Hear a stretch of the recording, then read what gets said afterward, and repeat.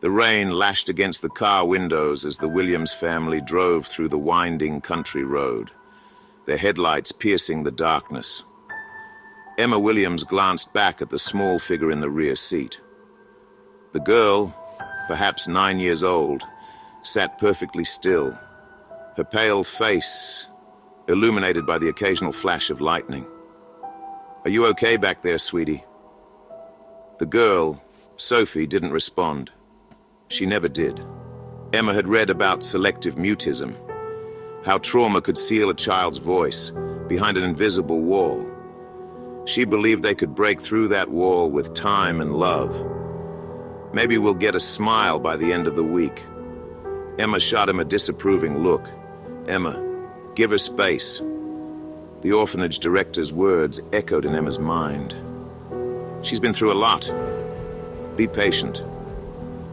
The car pulled up to their isolated Victorian home, its gabled roof and dark windows looming like a specter against the stormy sky. Jonathan grabbed Sophie's small suitcase while Emma took her hand, leading her into the house.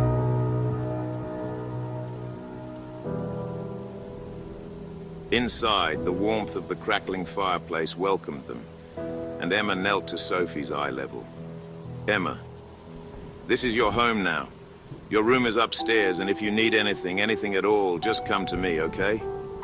Sophie didn't react. She simply stood there, water dripping from her dark hair, her expression unreadable.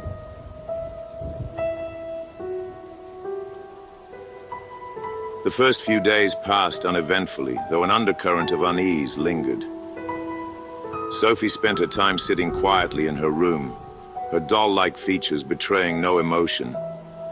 Emma tried everything, offering toys, drawing with her, even singing lullabies. But Sophie remained unresponsive. Emma couldn't help but notice how Sophie's eyes seemed to follow her, even when she wasn't looking directly at her. There was an intensity to her gaze that Emma found disquieting.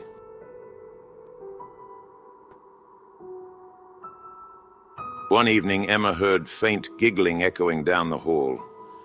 Curious, she followed the sound to Sophie's room.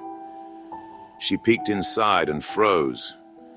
Sophie was sitting cross-legged on the floor, speaking in soft, animated tones, her voice clear and articulate. "Sophie?" The girl's head snapped around, her expression blank again. She opened her mouth, but no sound came out. "Were you talking to someone?" Sophie shook her head slowly, her eyes wide and innocent.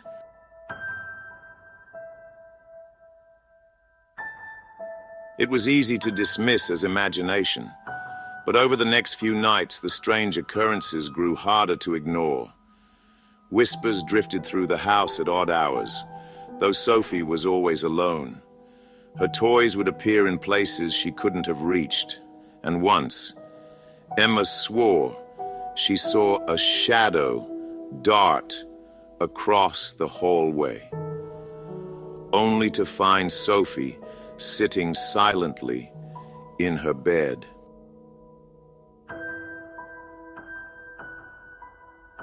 Emma's concerns deepened when she found Sophie's sketches one afternoon. The girl rarely engaged with the crayons and coloring books Emma had given her, but on this day she had left behind a series of drawings scattered across the floor. The images were crude but unsettling.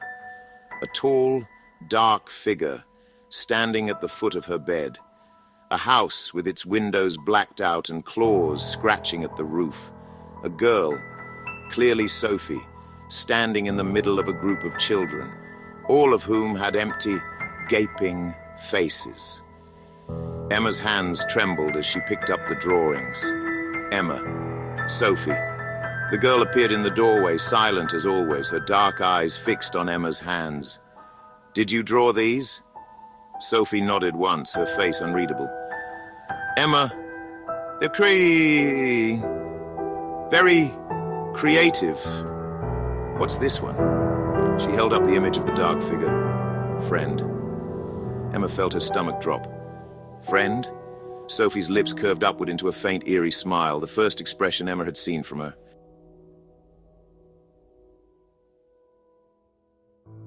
That night, Emma sat up late, unable to sleep. Jonathan, as usual, dismissed her concerns. She's been through hell, Em. Kids process trauma in strange ways. The drawings are probably just her way of making sense of everything. Emma, then how do you explain her speaking? She's not mute, Jonathan. She just doesn't talk to us. Jonathan sighed. You're overthinking this. Give her time. She'll come around. Emma wasn't so sure. The final straw came one stormy night. Emma woke to the sound of faint rhythmic knocking. She nudged Jonathan awake. Do you hear that? Groggy, Jonathan sat up. It's probably just the old house settling. The knocking grew louder, insistent. It was coming from Sophie's room. Emma crept down the hall, her bare feet sinking into the creaky floorboards. As she reached the door, the knocking stopped. She pushed the door open and found Sophie sitting at her tiny desk, her back to the door. Sophie. The girl turned her head slightly, just enough for Emma to catch the glint of her dark eyes in the moonlight. Go back to bed. Her voice was unnervingly calm, the first words she'd spoken directly to Emma since her arrival. Emma staggered backward, her heart racing. She ran to Jonathan, shaking him awake. Something's wrong with her. Jonathan groaned and rolled over. Emma, it's late. Just let her be. She's probably sleepwalking or something. But Emma couldn't shake the chill in her bones.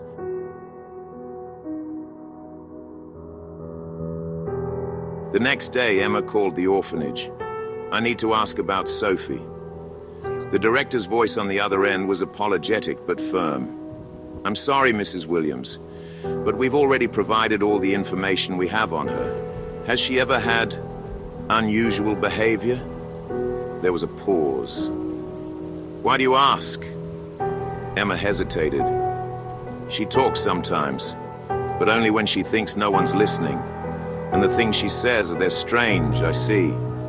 Mrs. Williams, children like Sophie often carry their past with them in ways we can't always understand.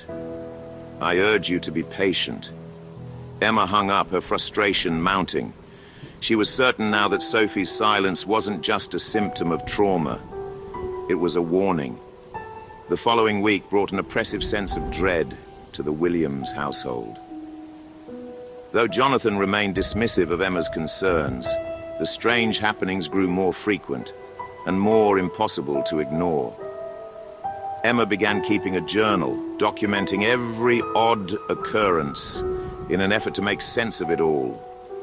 Sophie's whispers in the dead of night, the cryptic drawings, the feeling of being watched when no one else was in the room. Each incident added to the mounting unease. One afternoon while cleaning Sophie's room, Emma found something that made her blood run cold. Hidden beneath the bed was a crumpled piece of paper. On it was a detailed sketch of the house, accurate down to the chipped paint on the window frames. But in the drawing, every window was filled with faces.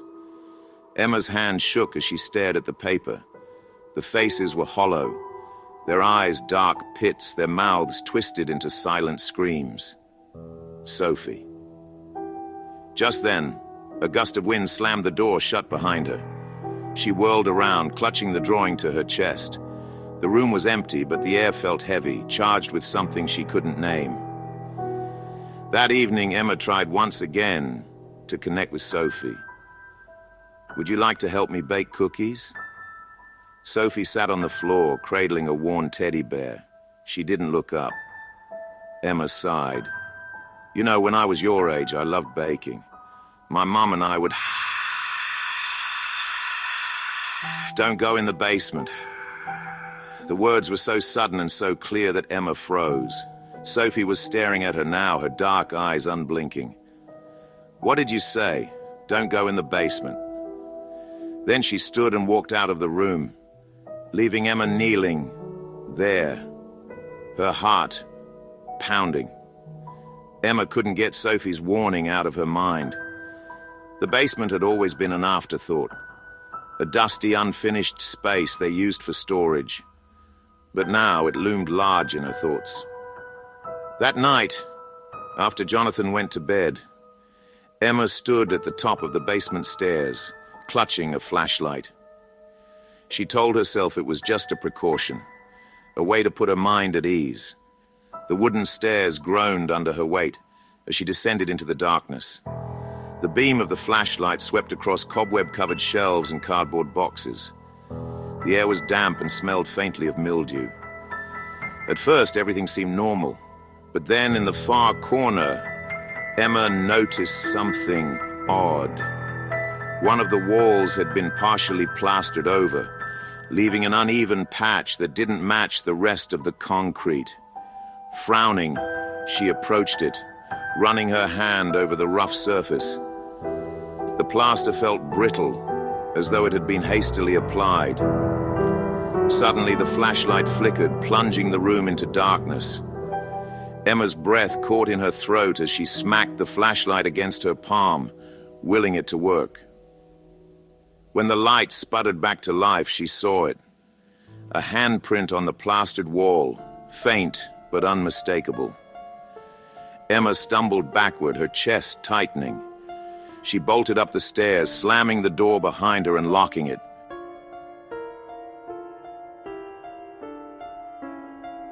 The next morning, Emma tried to bring up the basement to Jonathan.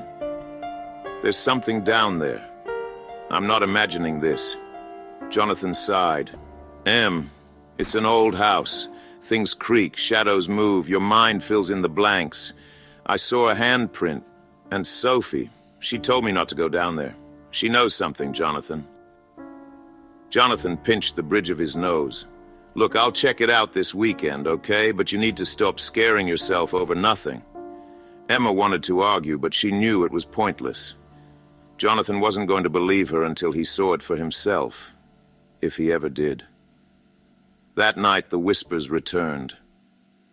Emma lay awake, her heart pounding as she strained to make out the words. They were faint, almost like the rustling of leaves, but they carried an unsettling cadence, rhythmic and deliberate. She sat up, her skin prickling with goosebumps. The whispers seemed to be coming from Sophie's room.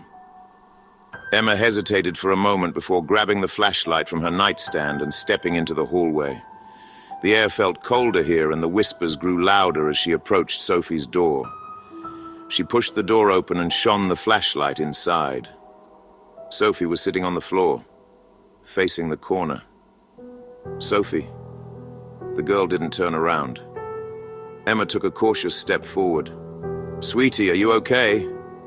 As she reached out to touch Sophie's shoulder, the girl whipped around, her face twisted in an expression of pure rage. "Leave us alone." Emma stumbled back, nearly dropping the flashlight. By the time she regained her footing, Sophie was staring at her with her usual blank expression, as though nothing had happened, and Emma's hands shook as she backed out of the room and closed the door. The next day, Emma decided to call in reinforcements. She reached out to a friend, Lisa, who worked as a child psychologist. Something's not right with her. She's not just traumatized. There's something else. Something I can't explain. Lisa agreed to visit that afternoon. When she arrived, Sophie was sitting at the kitchen table, silently coloring. Lisa knelt beside her, her tone gentle and soothing. "Hi, Sophie, I'm Lisa. I'm a friend of your mom's." Sophie didn't look up. Lisa glanced at Emma, then tried again. "You're drawing something beautiful. Can you tell me about it?" Sophie paused, her crayon hovering over the paper. Then, without looking up, she whispered, "They're here." Lisa frowned. "Who's here, Sophie?" Sophie finally looked up, her eyes locking onto Lisa's. The hollow ones. Emma's blood ran cold. That night, Jonathan finally agreed to check the basement. Armed with a hammer and a crowbar, he pried at the plastered wall as Emma watched from the stairs, her heart racing. With a crack, the plaster gave way, revealing a hidden cavity. Jonathan reached inside, and pulled out a small wooden box covered in dust. "What is it?"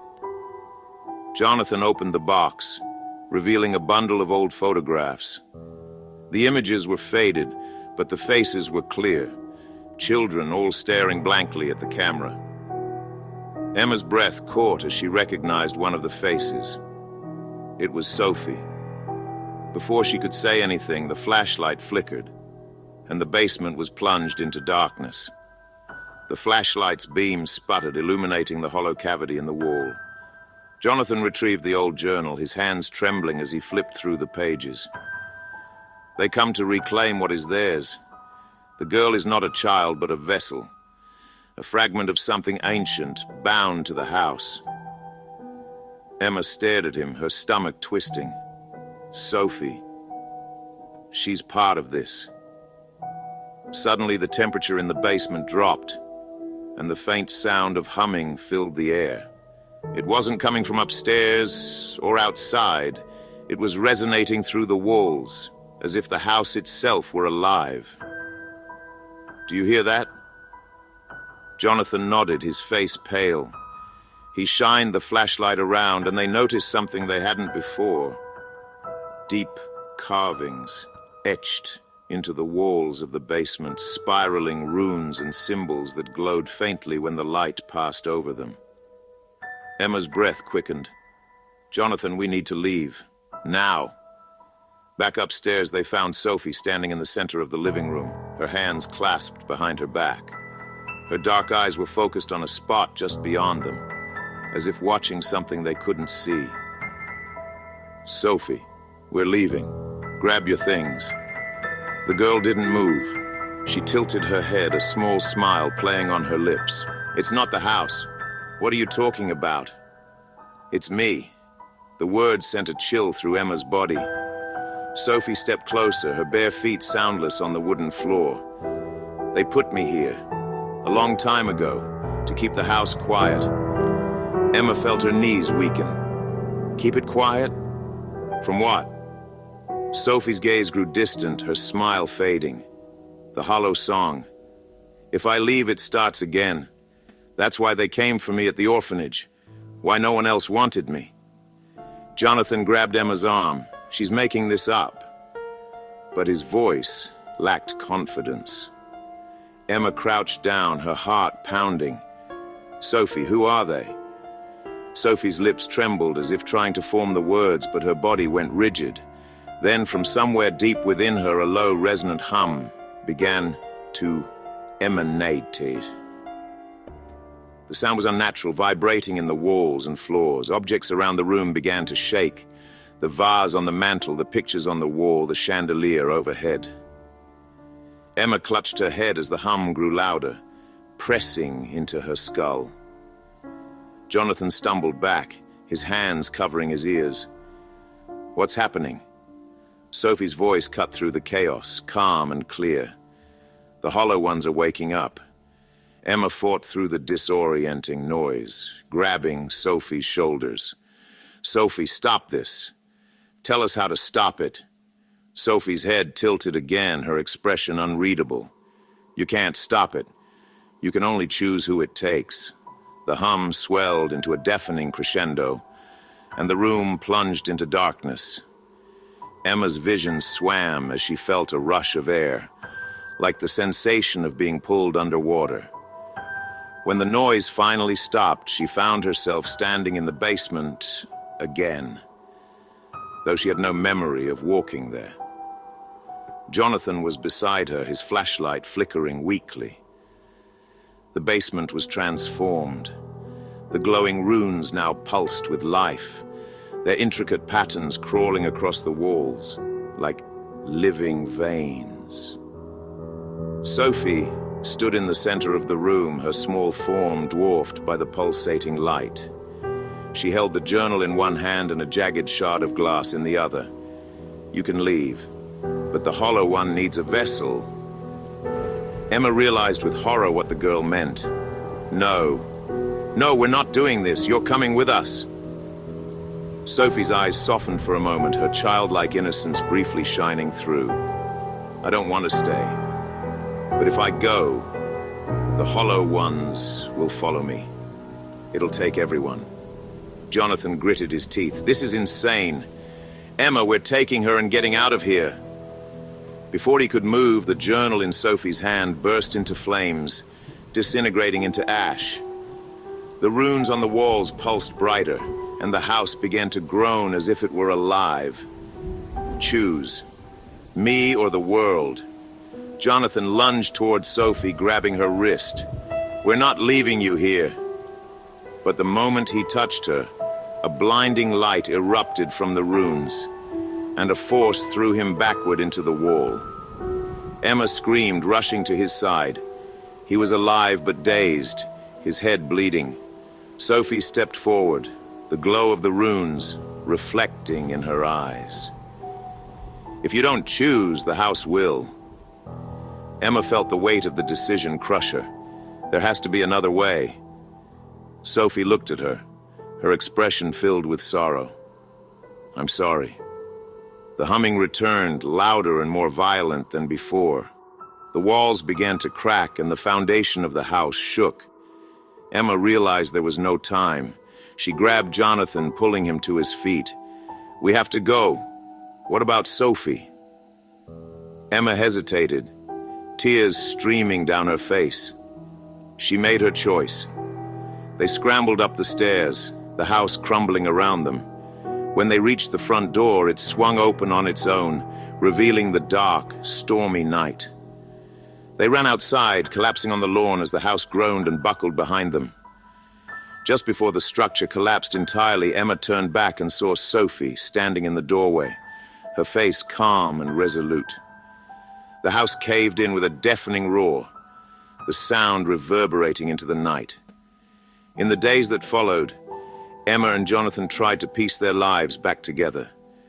But the memory of Sophie and the choice they were forced to make haunted them. One morning, Emma found a single piece of paper slipped under their new front door. It was a child's drawing. Sophie standing outside a house, her hand raised in a silent wave.